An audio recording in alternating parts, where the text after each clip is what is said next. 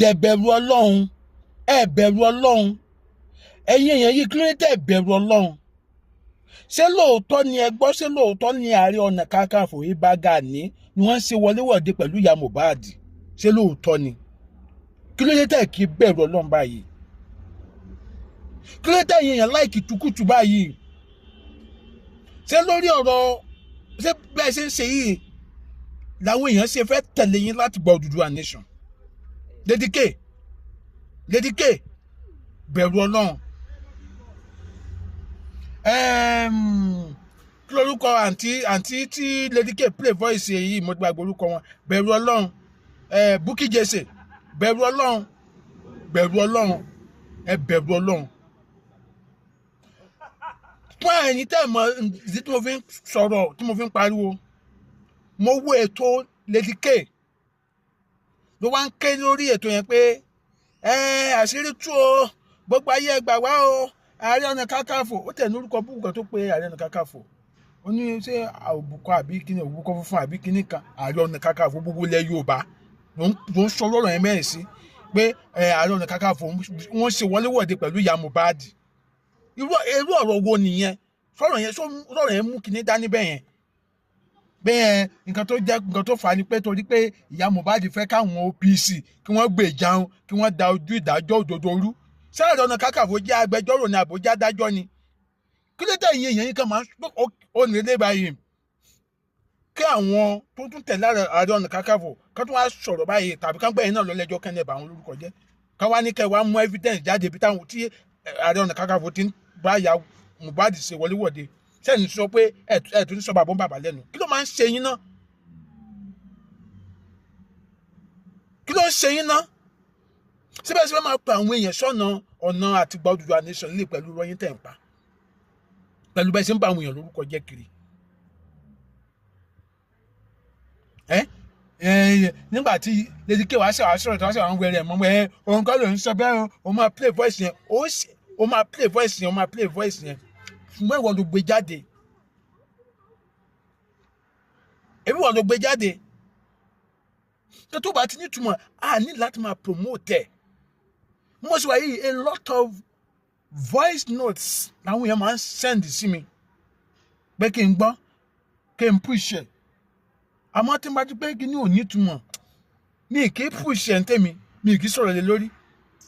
Ọtí máa ti pé nǹkan tó máa tún fa ilẹ̀ Yorùbá sẹ́yìn ni, ọtún máa dá ọ̀tá sílẹ̀ láàrin àwọn aṣáájú ilẹ̀ Yorùbá, èmi ò kì í sọ̀rọ̀ lé lórí. Lágbà tí mo ti ń ṣe sọ̀rọ̀, mi ì bú olóyè Sunday Igboho orí mi dẹ̀ ní fọjọ́ kan bú wọn, torí akọni ilẹ̀ Yorùbá ni wọ́n.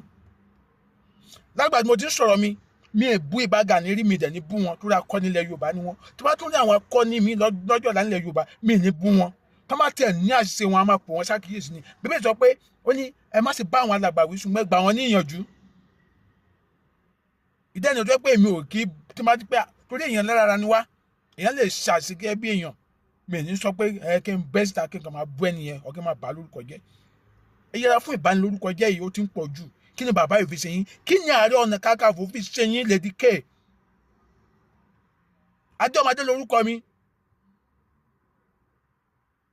Kí ni Ìbà Gani Adams slogan fẹ́ kí ló fi ṣe yín, Lady K? Ẹ̀yin blogger Odùduwà nation, kí ló fi ṣe yín? Ẹ̀yin nìkan kọ́ lẹ mọ̀rọ̀ sọ. Gbogbo yẹn kan bẹ́ síta, ẹ kàn máa sọ wótòwótò, ẹ kàn máa sọ̀rọ̀ tó nílà káyinú. Ìwọ náà kàn gbọ́. Àti Bukky Jesse, mo fẹ́ràn àǹtí tẹ́lẹ̀ ṣùgbọ́n eléyìí tó gbé jáde yìí ó jẹ́ kí n kórìíra ẹ̀. Torí Lady K play voice yẹn lóòótọ́ tí mo gbọ́ lórí program Lady K.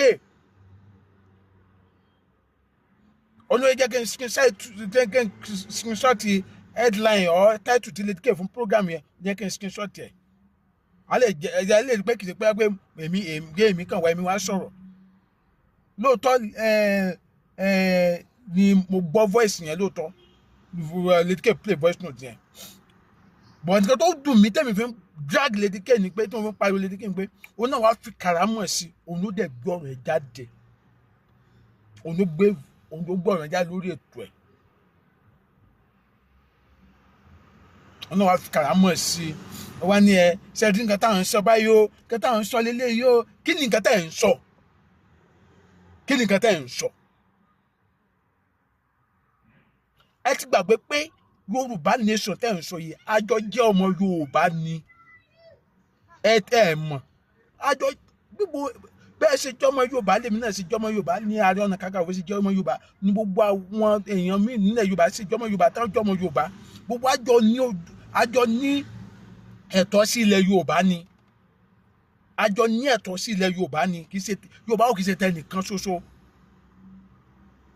ẹ má máa ṣe bí ẹni pé ẹ nífẹ̀ẹ́ Yorùbá jọ ohun tó kù lọ. ẹ fi Ààrẹ Ọ̀nà Kakanfò lọ́rùn sílẹ̀ o ẹ fi Ààrẹ Ọ̀nà Kakanfò lọ́rùn sílẹ̀ ẹ má tún wú nǹkan tó ẹ má wú nǹkan tó nítumọ̀ jáde. Ààrẹ Ọ̀nà Kakanfò ṣe wọléwọ̀de pẹ̀lú ìyá Mohbad ṣé ẹ̀yin ará bíi ṣé nǹkan máa dààmú yín ṣá ṣé ẹ mọ nǹkan tẹ́ ń sọ ṣá ṣé ẹ mọ nǹkan tẹ́ ń sọ ṣá. àbí ẹni pé mi gbọ́ rí ó kàn pa mí lẹ́rìn ni ó ń pa mí lẹ́rìn ni. ẹ̀yin ará bíi ẹ̀gí bára yín sòtọ́rọ̀ kẹ́tẹ́ tó máa bẹ́ jáde ẹ ṣàfẹ́ generate traffic ṣá ẹ ṣáà wá tọ́pìkì kan tó nítumọ̀ tó yẹ pé a máa fà kí àwọn tó ń tẹ̀lé Ààrẹ òkè sí yẹn bíi tí àwọn èèyàn ní dání lò bọ́ kẹ́kàn lè mọ̀ pé nǹkan tẹ́ ẹ ṣe ò dalẹ̀ mi ṣe sọ ìwà búkú ni. Adémadé lórúkọ mi ẹ bá mi share fídíò yìí gbogbo ẹ̀yin olólùfẹ́ mi ẹ bá mi tẹ like and love ẹ lọ bá mi subscribe sí YouTube channel mi Adéọmọdé ẹ dẹ̀ bá mi subscribe sí Afritaste TV ẹ wò ó yanu àṣẹlẹ̀ ó dàbọ̀.